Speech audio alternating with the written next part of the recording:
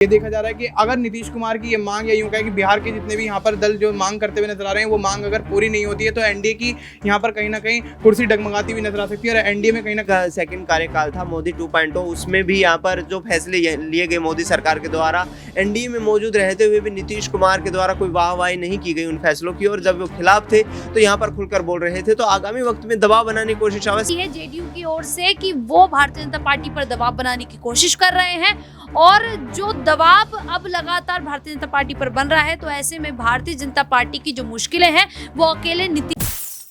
भीख नहीं ना कर्ज दो, बिहार को विशेष राज्य का दर्जा दो। ये मांग ना सिर्फ बिहार में मुख्यमंत्री नीतीश कुमार की है, बल्कि नीतीश कुमार के साथ साथ एनडीए के सहयोगी दलों और तमाम विपक्षी पार्टियों की भी मांग है। ये मांग अब बिहार में विधानसभा चुनाव से पहले एनडीए पर भारी पड़ती हुई नजर आ रही है। नमस्कार, मैं नाज़मीन खान और आप देख रहे हैं SPN 9 न्यूज। बिहार में 2025 में विधानसभा चुनाव है और चुनाव से पहले बिहार के मुख्यमंत्री की मांग है कि बिहार में नीतीश कुमार के नेतृत्व में विधानसभा का चुनाव लड़ा जाए और साथ ही साथ बिहार को विशेष राज्य का दर्जा दिया जाए। केंद्र सरकार के सामने ये मांगे रखते हुए नीतीश कुमार ने भारतीय जनता पार्टी की बेचैनियों को बढ़ा दिया है। तो वहीं एनडीए के सहयोगी दलों की बात करें, लोक जनशक्ति पार्टी रामविलास अध्यक्ष चिराग पासवान ने भी नीतीश कुमार का सहयोग किया है,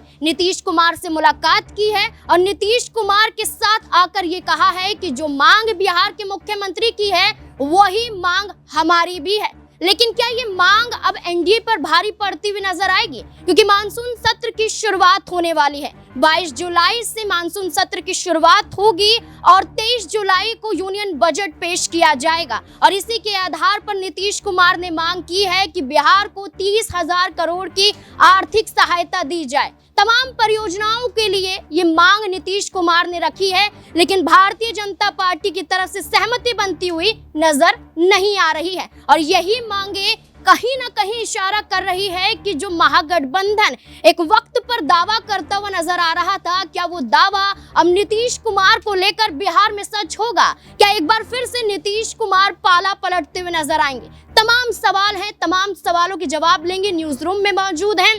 यहाँ पर मनीष मेरे साथ मौजूद है। जानने की कोशिश करेंगे कि आखिरकार जिस तरीके से बिहार में अब ये मांग उठ रही है, मनीष क्या लगता है कि जो विशेष राज्य दर्जे की मांग उठी है, साथ ही साथ यहाँ पर आर्थिक सहायता की बात की गई है, क्या ये मांग अब भारतीय जनता पार्टी पर भारी पड़ती हुई नजर आएगी? क्या नीतीश कुमार के साथ चिराग पासवान है? क्या अब एनडीए टूटने के कगार पर बिहार में दिखाई दे रहा है? जी बिल्कुल नाज़मीन, जिस तरीके से विशेष राज्य की दर्जे की मांग काफ़ी लंबे अरसे से बिहार के तमाम राजनेता करते हुए आए हैं और ऐसे में देखा जा रहा है कि यहाँ पर चिराग पासवान और कहीं ना कहीं चिराग पासवान जो है वो नीतीश कुमार और लालू प्रसाद यादव से बातचीत करते हुए दिखाई देते हैं और ऐसे में काफ़ी ज़्यादा बैठकें होती हैं लालू और नीतीश के घर पर, ऐसी है चिराग पासवान की। और ऐसे में तमाम यहाँ पर केवल चिराग पासवान ही नहीं, तमाम यहाँ पर बिहार के जितने भी नेता हैं, जितने भी राजनीतिक दल हैं, सभी विशेष राज्य की दर्जे की मांग करते हुए नजर आ रहे हैं या फिर आर्थिक पैकेज की, यहाँ पर जो विशेष पैकेज की मांग करते हुए नजर आ रहे हैं। तो दोनों में से कोई सी भी मांग यहाँ पर पूरी हो जाए तो यहाँ पर शायद मामला थोड़ा शांत हो सकता है। लेकिन जिस तरीके से देखा जा रहा है तमाम राज्यों में उपचुनाव और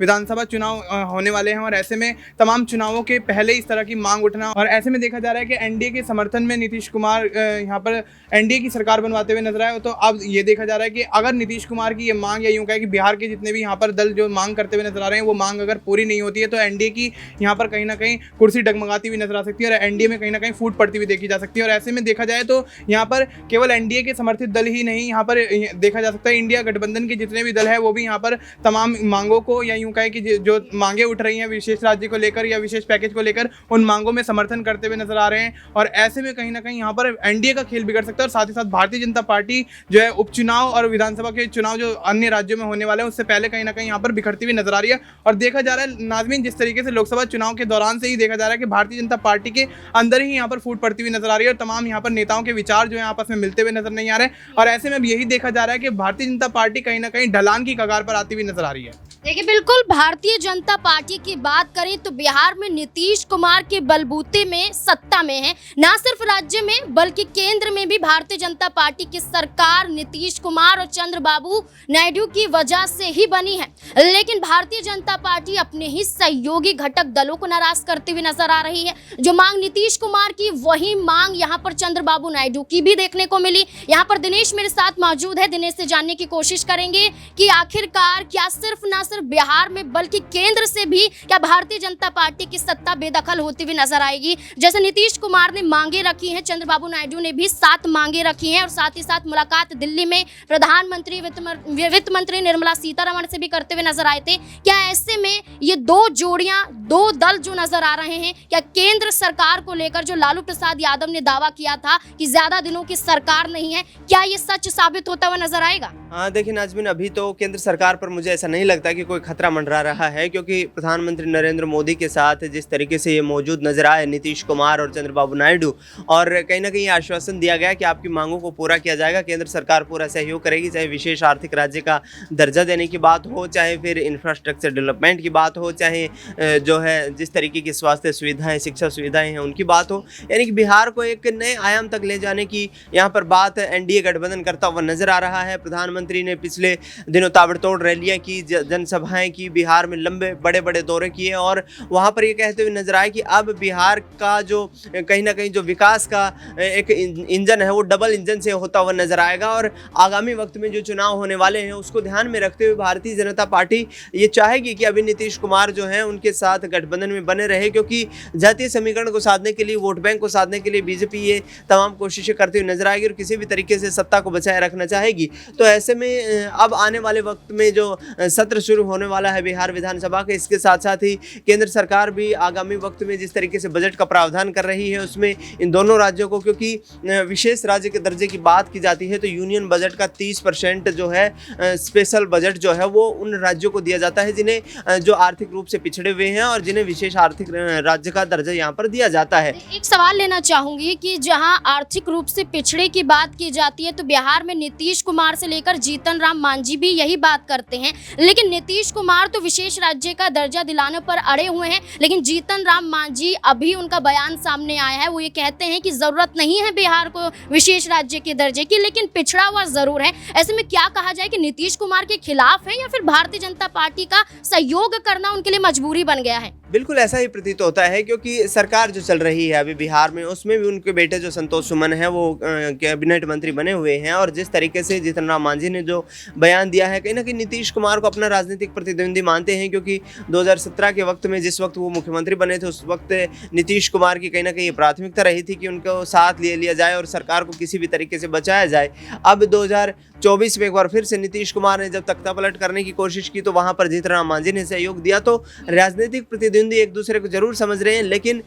जिस वक्त चुनाव का वक्त आता है उस दौरान तमाम नेताओं की यही बयानबाजी सामने आती है कि बिहार को विशेष आर्थिक दर्जा दिलवाएंगे, यहाँ पर विशेष राज्य की मांग जो करते नजर आते हैं। और अब नीतीश कुमार चूंकि मुखरता के साथ अपनी जो है मांगों को रखते हुए नजर आ रहे हैं, प्रधानमंत्री नरेंद्र मोदी से काफ़ी खुश नजर नहीं आए हैं। पिछले वक्त में भी हम देखें तो जो एनडीए का सेकंड कार्यकाल था मोदी 2.0, उसमें भी यहाँ पर जो फैसले लिए गए मोदी सरकार के द्वारा, एनडीए में मौजूद रहते हुए भी नीतीश कुमार के द्वारा कोई वाहवाही नहीं की गई उन फैसलों की, और जब वो खिलाफ थे तो यहाँ पर खुलकर बोल रहे थे। तो आगामी वक्त में दबाव बनाने की कोशिश अवश्य करेंगे नीतीश कुमार, लेकिन मुझे नहीं लगता कि अभी एनडीए सरकार जो केंद्र में चल रही है उस पर कोई खतरा मंडराता हुआ नजर आएगा। विशेष राज्य के दर्जे के साथ साथ बिहार में नीतीश कुमार के नेतृत्व में चुनाव लड़ने की बात कही जा रही है, लेकिन भारतीय जनता पार्टी की तरफ से सहमति ना बनना, इस आधार पर कहा जा रहा है कि क्या बिहार में कई मुख्यमंत्री चेहरे होंगे जहां विपक्षी पार्टियों की तरफ से राजद यहां पर फैसला कर लेती है कि तेजस्वी यादव के नेतृत्व में चुनाव लड़ा जाएगा,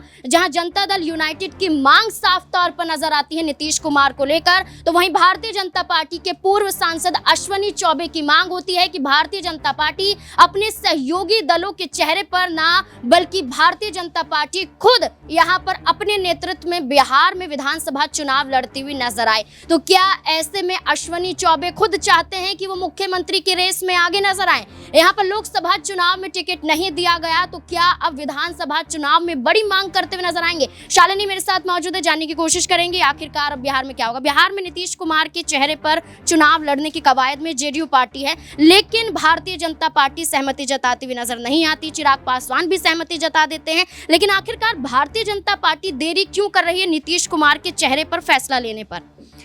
भारतीय जनता पार्टी कहीं ना कहीं ना चाहते हुए भी नीतीश कुमार को उन्हें तवज्जो देना पड़ रहा है, क्योंकि यहाँ पर इस बार जो सरकार बनी है एनडीए की, वो नीतीश कुमार की उसमें महत्वपूर्ण भूमिका है और वो भूमिका को देखते हुए कहीं ना कहीं पीएम नरेंद्र मोदी को उनका साथ लेना पड़ रहा है। क्योंकि अगर नीतीश कुमार यहाँ से या ये कह दें कि हम एनडीए से नाराज हो जाते हैं या एनडीए से अपना गठबंधन तोड़ देते हैं, तो यहाँ भारतीय जनता पार्टी को काफ़ी बड़ा नुकसान होगा और सरकार भी भंग हो सकती है। तो ऐसे में ये कहा जा सकता है कि भारतीय जनता जो पार्टी है वो ना चाहते हुए भी उनका समर्थन कर रही है। लेकिन जिस प्रकार से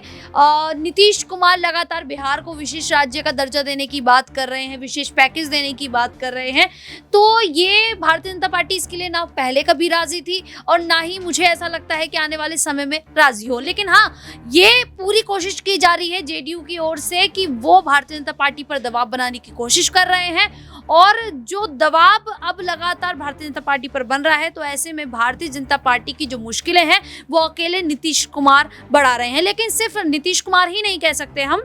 यहाँ पर जो उनके और संगठन के नेता हैं या ये कहते हैं जो दल जुड़े हुए हैं उनसे, वो भी कहीं ना कहीं यहाँ पर नीतीश कुमार को भड़काने का काम कर रहे हैं, ना चाहते हुए भी वो भड़काने का काम कर रहे हैं, जिससे नीतीश कुमार को अब ये एक बड़ी वजह भी हम कह सकते हैं कि मिल चुकी है कि वो यहाँ पर एनडीए का साथ इस कारण से भी छोड़ सकते हैं कि यहाँ पर उन्हें आने वाले विधानसभा चुनाव में भारतीय जनता पार्टी की ओर से धोखा भी मिल सकता है। विधानसभा चुनाव से पहले एनडीए दो फाड़ हो चुका है, एनडीए दो गुटों में बंटता हुआ नजर आ रहा है। एक तरफ नीतीश कुमार का समर्थन किया जा रहा है तो दूसरी तरफ नीतीश कुमार के खिलाफ भारतीय जनता पार्टी को फैसला लेने पर मजबूर किया जा रहा है। अब देखना होगा कि आखिरकार विधानसभा चुनाव से पहले नीतीश कुमार की ये मांगे भारतीय जनता पार्टी पर भारी पड़ेंगी। क्या नीतीश कुमार के नेतृत्व पर चुनाव लड़ा जाएगा या फिर नीतीश कुमार एक बार फिर से मजबूर हो जाएंगे एनडीए का साथ छोड़ने पर? इस पूरे मुद्दे को लेकर आपकी क्या राय, कमेंट सेक्शन में जरूर बताएं। देखते रहें SPN9 न्यूज़। धन्यवाद।